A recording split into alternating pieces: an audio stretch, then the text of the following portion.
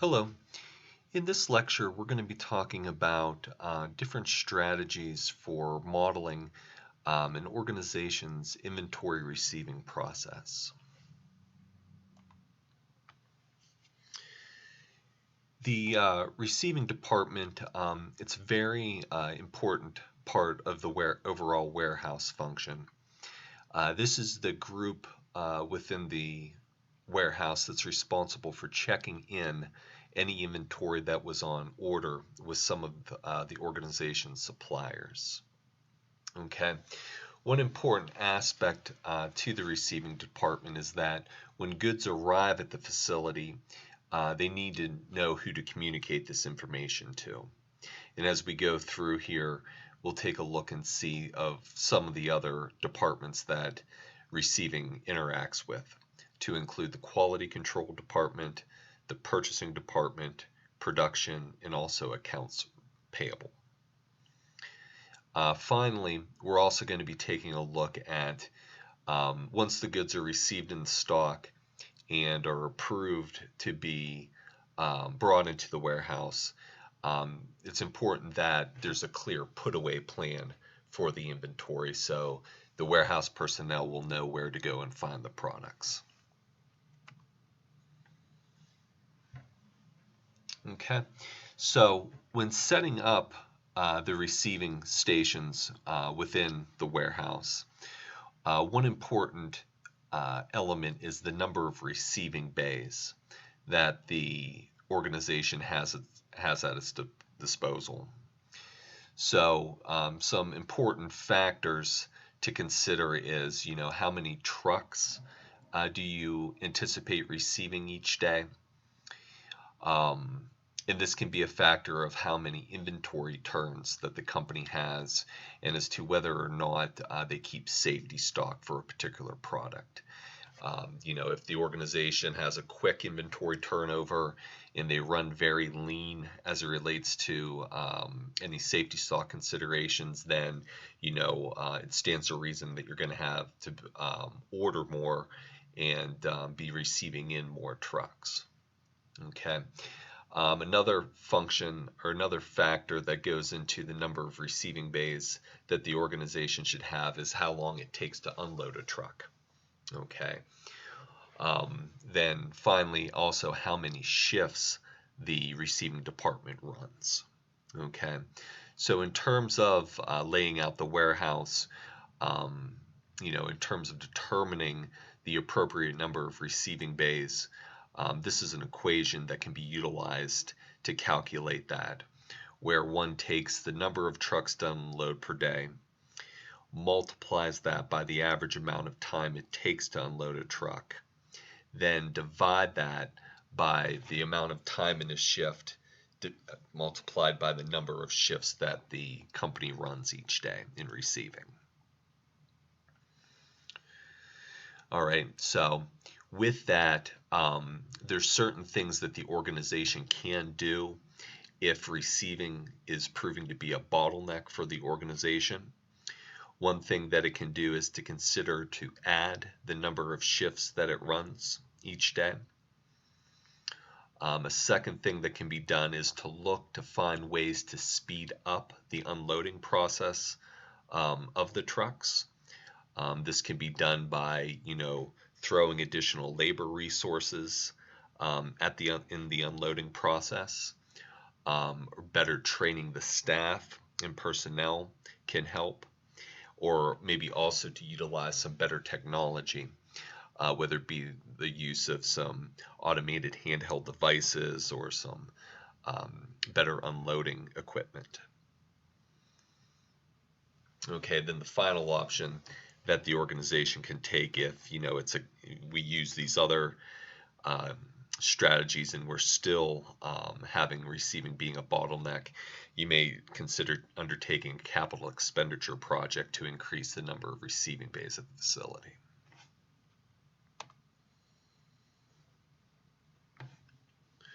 All right, so the next thing that we're going to be taking a look at is the process of scheduling the receiving department. Okay, so the primary thing that goes into that is for the receiving department manager to determine what POs and respective inventory are going to be received into stock during each day. Okay, so if the organization has, multiple bays in space within the receiving area, this might not be a huge factor because, receiving isn't going to be a bottleneck. But scheduling is going to be critically important for organizations that have limited resources, maybe just run one turn in receiving each day. So scheduling in that case is going to be of a primary importance. Okay, so when setting up the schedule, the purchasing department, they're going to be issuing purchase orders to the suppliers.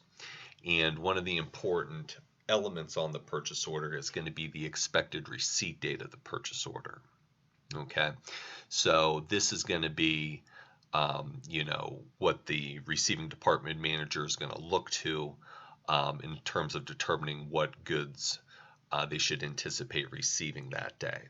Okay, so to that effect, one important thing that the purchasing department needs to stay on top of is any potential delays or changes of schedule that are governed by the supplier. So if the supplier notifies the organization that, maybe they've had an unexpected shutdown of the facility and the goods aren't going to be received until later in the week as opposed to the front end of the week, the expected receipt date on the purchase orders needs to be updated. Okay, so to that end, management, when they're in the process of negotiating with their suppliers, they should, indicate to the supplier that this type of feedback, is of critical importance.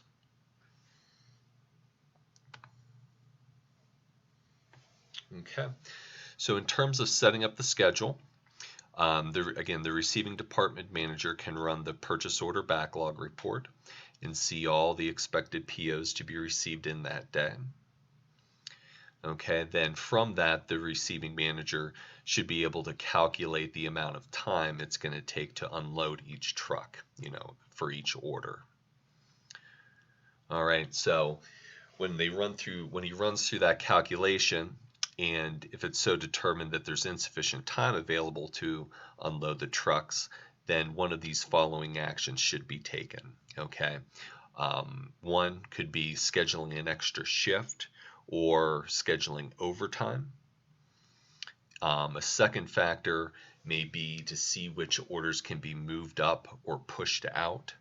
Okay, so to that end, some suppliers, they might be more willing to change the delivery schedule and delay the shipments than what other suppliers may be. Another factor as it relates to changing the schedule is that you want to be careful of maybe less than truckload situations because that can lead to an increase in the overall freight cost of the goods that are received in. Okay.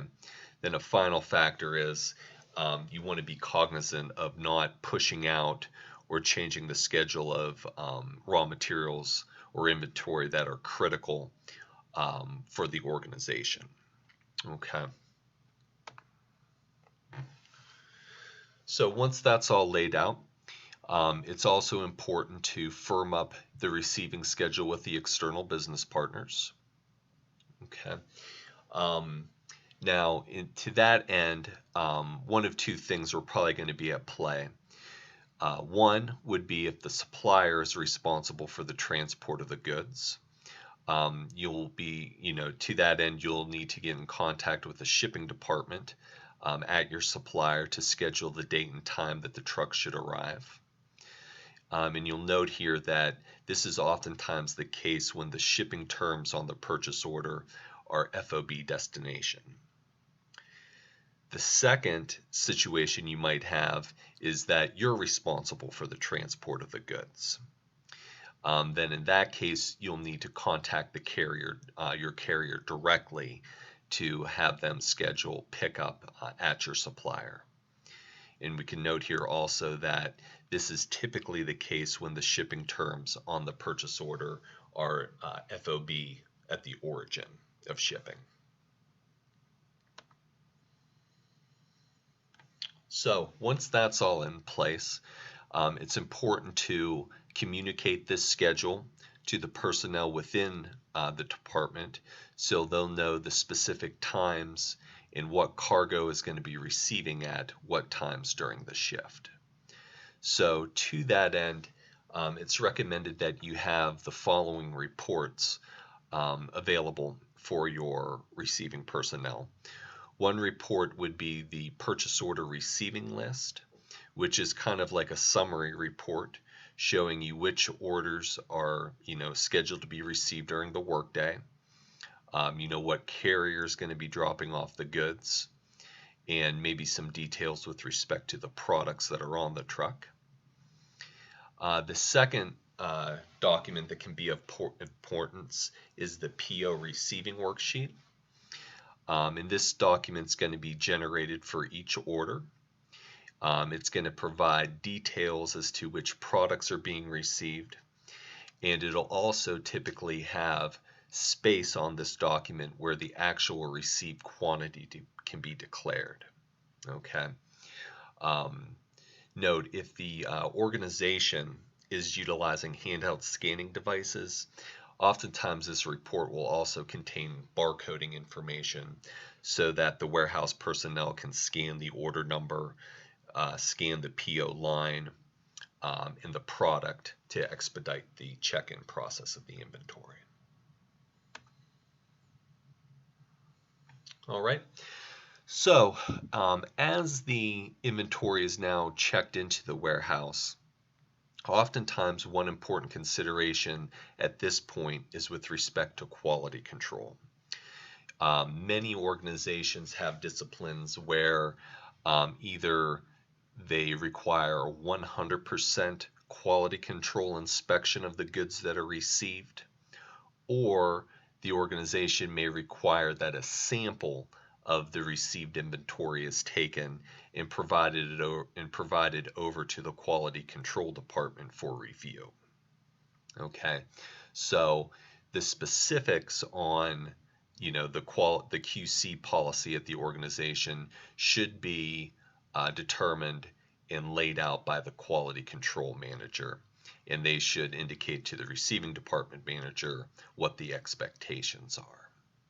So now, to that end, while the goods are awaiting quality control approval, the organization needs to know what the receiving department needs to know what they should do with that inventory until they get the approval. So oftentimes there will be a quarantined area where the goods are kept until QC provides approval in their release. So this quarantine area, it's kind of it could be a roped off area. There could be some signage or some labeling that's put on this area during this check-in time. They're all indications that these goods haven't been approved yet, and these goods shouldn't be used in the manufacturing process yet.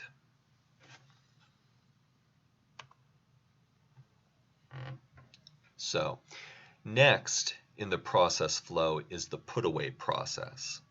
So once the QA department approves the goods, now the goods need to be put away within the warehouse. So management is going to need to establish the rules for the inventory put away.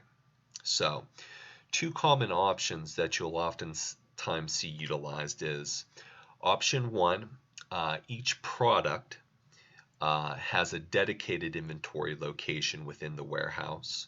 So anytime a particular product is received, it has a specific inventory bin that those goods should be kept in. And that information is going to be kept within the organization's inventory control system.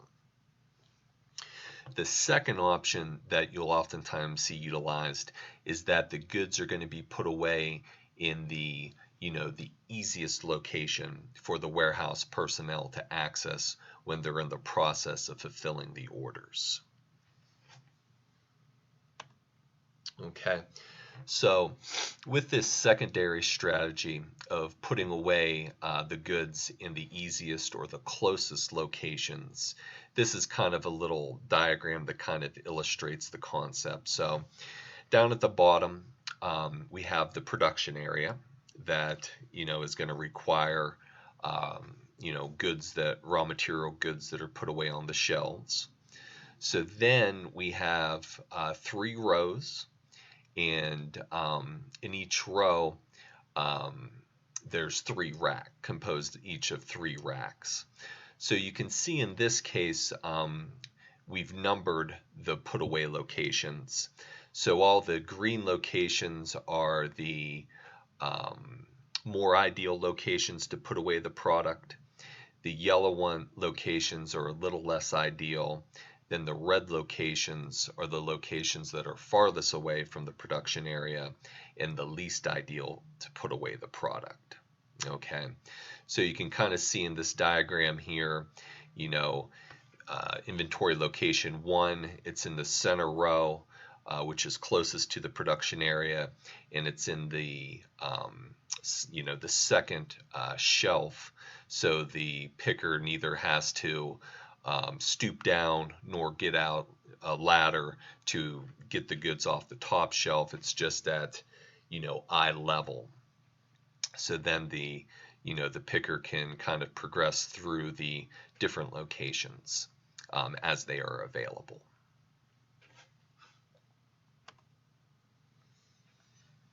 All right, so as it relates to managing the put away process, the organization or the department manager should generate a put away list out of the group's ERP or the warehouse management system.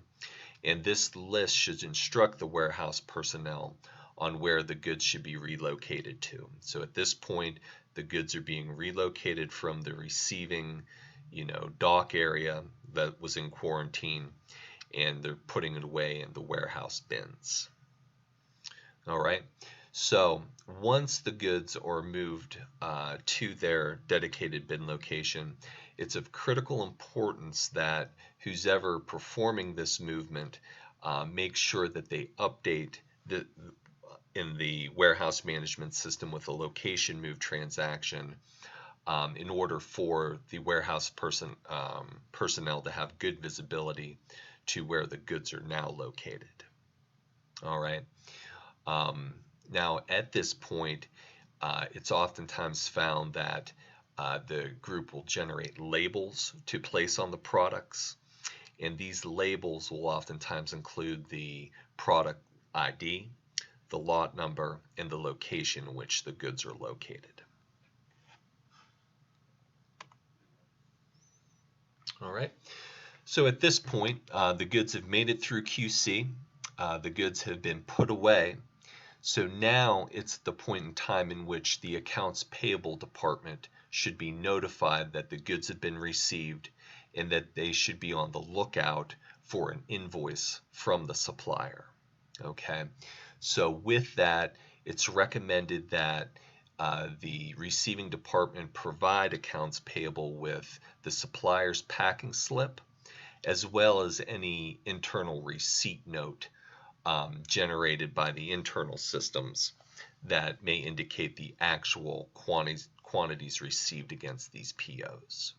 Okay, so this is a process that's very important to perform a good, what we call a 3-way match in the computer system. So again, matching the purchase order, which indicates the desired products, quantities, and price, against the receipt, which ensures that the proper products and quantities are received in. So then the third part of the match is the invoice, where we're matching the prices stipulated on the PO and matching the receipt to make sure that the proper quantities are being billed for. Okay, so one final thing that may be important to communicate to the accounting department is that if any of the goods were damaged or failed the QC process. Okay, so many organizations will have a discipline where they refuse to pay for any of the bad product, or they might also seek to do a return to the supplier. So because you don't want to pay for goods, or you want to receive a credit at least for goods that aren't up to snuff. All right, so that brings us to the final slide here of how considerations that the receiving department should have as it relates to the management of damaged goods or goods that fail quality control. All right, so two common options that you'll see many organizations follow is option number one. The organization simply doesn't check in the inventory into stock, but rather they just inform the driver who's dropping off the goods to go ahead and return these goods to sender. Okay, so that might be appropriate if the damage or the failure is immediately visible before the truck driver leaves. The second option is for the receiving department to go ahead and check the goods into stock. Then, once they identify the problem, they in part will call the supplier to inform them of the problem and to obtain a return material authorization number. And that number can be referenced on any of the paperwork that accompanies the goods when it's sent back to the supplier. So they'll know in part the reason for the return, as well as how they need to process it. Okay, so these are all considerations as it relates to the receiving department within a company. I hope this video is of use to you. If so, I'd ask you to please like and subscribe, and as always, feel free to drop me a line, drop me an email if you have any questions. Thanks a lot.